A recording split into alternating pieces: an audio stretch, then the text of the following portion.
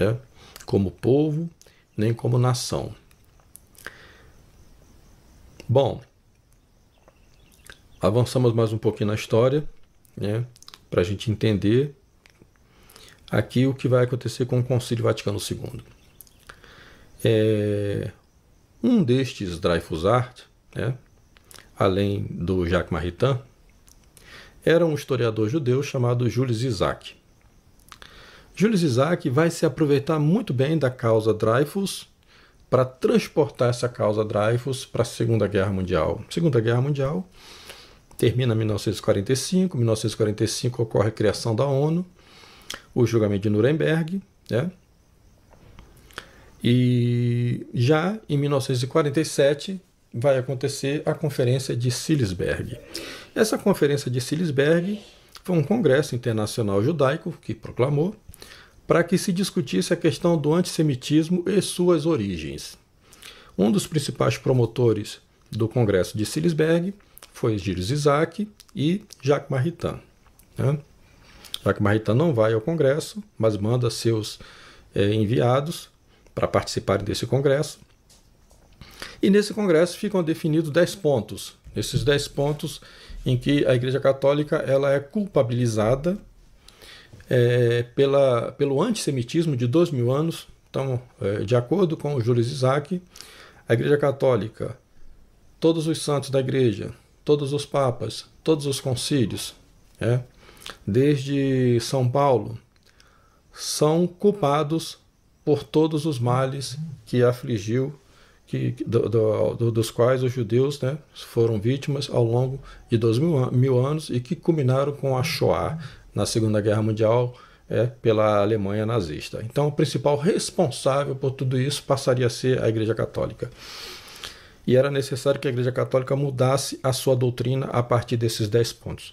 Quando nós entendemos o processo de judaização, nós vamos entender que esses 10 pontos de Salisbury, eles servem para todos aqueles que já estão judaizados. Se vocês que estão assistindo essa aula concordam com algum desses 10 pontos, você já está judaizado. Você ainda não entendeu o que se passou nesses 2000 anos de história. Você ainda não entendeu o que foi a religião do Antigo Testamento e o que é o judaísmo pós-bíblico. Então, por isso eu estou fazendo essa aula, para que isso fique bem claro. Então vamos lá tratar desses 10 pontos de Salisbury, porque ele é o ponto de partida. Esses 10 pontos são um ponto de partida para a declaração Nostra Aetate. Significa que a declaração Nostra Aetate já estava preparada quando João 23 convoca o concílio, quando João 23 determina que Agostinho Beia, o cardeal Agostinho Beia, já estava em encontros com a sinagoga, com a B'nai B'rith de Nova York, para determinar as mudanças que a Igreja Católica tinha que fazer, para se adequar às exigências do judaísmo internacional. Então aqui está no livro, né, Joseph Rod, o livro chama How the Jews Changed Catholic Thinking, como os judeus transformaram o pensamento católico, né? Então ele vai contar essa história do encontro, né, do Julius Isaac com o João 23, e como esse encontro foi preparando o Concílio Vaticano II. Mas eu gostaria, e também vocês podem ler também um livro do Visconde Leon de Ponsan. Ele escreveu vários livros sobre esse tema, né? Foi o que viu com maior clara evidência o que estava se passando. Então, vamos ver aqui alguns pontos, né? Isaac descreve em modo detestável como mentiroso e perversor da verdade, quando conta a história crucial da paixão. Isso nos livros do Julius Isaac, né? Os livros do Julius Isaac, eles tratam sempre os santos da igreja como bandidos, os mártires da igreja como bandidos, os santos padres da igreja como bandidos, né? De acordo com ele, né, era necessário que se declarasse que a igreja sempre mereceu críticas pelo estado de guerra latente que persistiu por 2000 anos entre os judeus, os cristãos e o resto do mundo. A igreja é culpada de tudo. Deveria se prometer que a igreja teria definitivamente mudado a sua atitude num espírito de humildade, contrição e busca de perdão, respeito aos judeus, e que teria feito todo esforço para reparar os males que causou a estes, retificando e purificando o seu tradicional ensino, segundo as normas indicadas pelo Júlio Isaac. E esse processo que o Júlio Isaac vai levar adiante já tinha sido iniciado pelo rabino Elias Ben Amozeg, que é o processo de noéismo, que eu tenho uma série aqui também no meu canal falando sobre, e eu recomendo também que se assista. Mas vamos tratar aqui dos 10 pontos da declaração de Sillisberg. Então vamos lá, o primeiro ponto,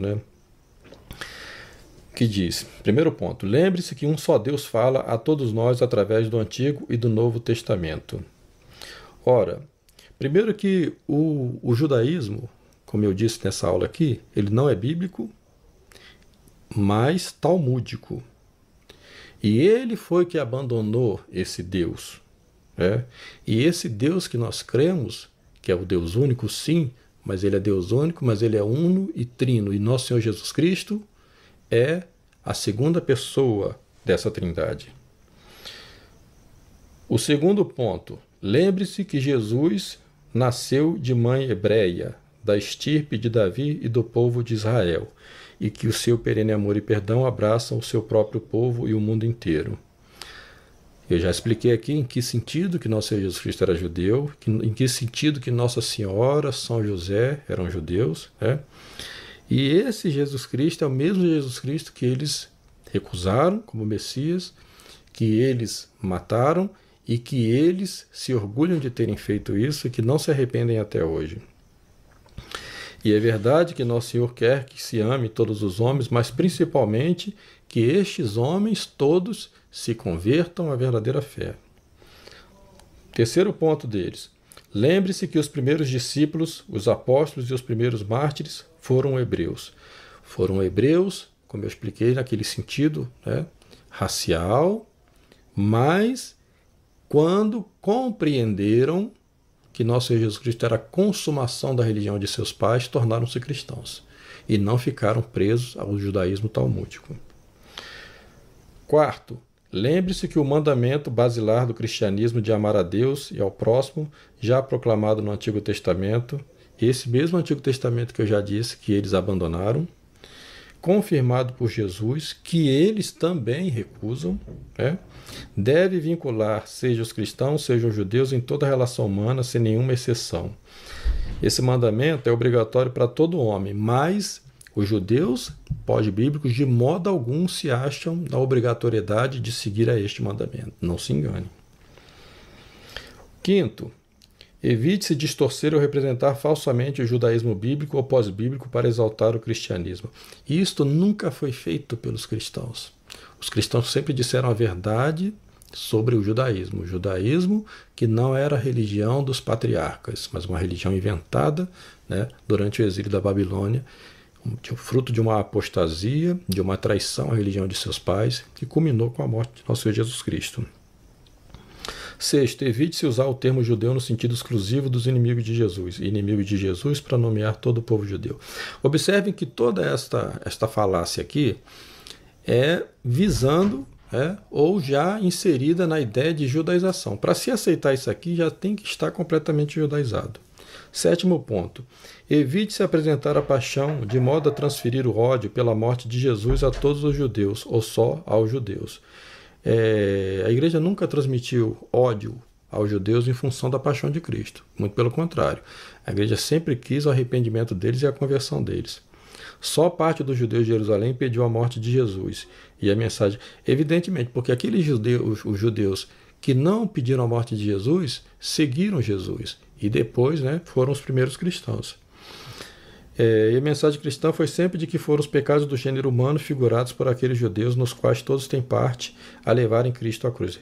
É evidente que nosso Senhor Jesus Cristo morreu pelo pecado dos homens, mas materialmente foram os judeus que tramaram contra a vida de nosso Senhor.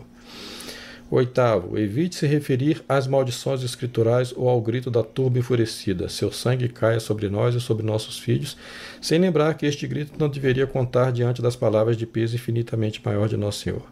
Pai, perdoe-os porque não sabem o que fazem. Nono ponto. Evite-se promover a supersticiosa noção que o povo judaico será reprovado, maldito, reservado a um destino de sofrimentos. Assim será até a sua conversão. 10º. Evite-se falar dos judeus como se os primeiros membros da igreja não tenham sido judeus. Foram judeus no sentido racial, não em sentido religioso, porque este judaísmo, quando falamos em sentido religioso, nós estamos falando do judaísmo cuja essência é a negação de nosso Senhor Jesus Cristo como Messias. Os primeiros cristãos foram judeus raciais, foram judeus que praticavam a religião do templo, observavam a religião do templo por ser a religião verdadeira, mas que quando compreenderam a apostasia dos chefes da religião do templo, abandonaram esta falsa religião para serem fiéis à religião de seus pais, né? Que é a religião bíblica que se configurou no cristianismo. Bom, em função dessa deformação da história, né, feita pelos inimigos da igreja, muitos aderiram, né, a estes princípios. Estes princípios triunfaram no Concílio Vaticano II, dando origem, assim, a uma nova igreja, com uma nova doutrina, né, que põe em risco a nossa salvação. É por isso que devemos, né, nos afastar dessa nova religião do Concílio Vaticano II, porque essa nova religião do Concílio Vaticano II, elas nos põe de joelhos dobrados diante de um judaísmo que é uma falsificação da religião verdadeira, e, portanto, como diz Santo Tomás, esta lei morta se torna mortífera. E é por causa deste efeito mortífero dessa nova religião do Concílio Vaticano II é que se faz necessário a chamada jurisdição de suplência. A jurisdição de suplência existe em toda a lei, não na lei natural, porque a essência da lei natural é boa, não pode haver erro. Mas nas leis que são feitas pelos homens, é necessário que hajam exceções. Porque a lei, ela não pode ser contrária ao seu princípio maior. Sempre que a lei é contrária ao seu princípio maior, ela não pode ser seguida.